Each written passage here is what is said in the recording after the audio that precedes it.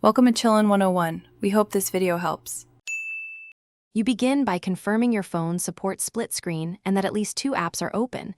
This matters because inactive apps won't snap. Once ready, open the first app and enter Recent or Overview. Make sure to tap the app icon or long press it, depending on your OS, to reveal the split option. Then choose to place it on the top or left side. This creates the first pane.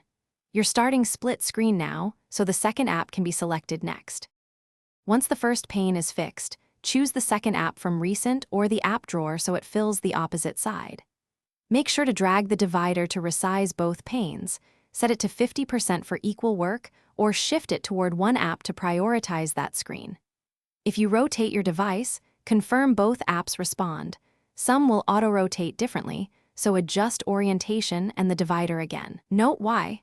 Resizing improves visibility and lets you focus where you need. To finish, drag the divider fully to one edge or tap the app icon and pick full screen. That closes split mode cleanly. If an app refuses to snap, make sure to close unnecessary background apps or restart your phone to free memory. This often resolves the issue. Also, remember some apps block split mode for design reasons. If that happens, try a different app version or check for updates.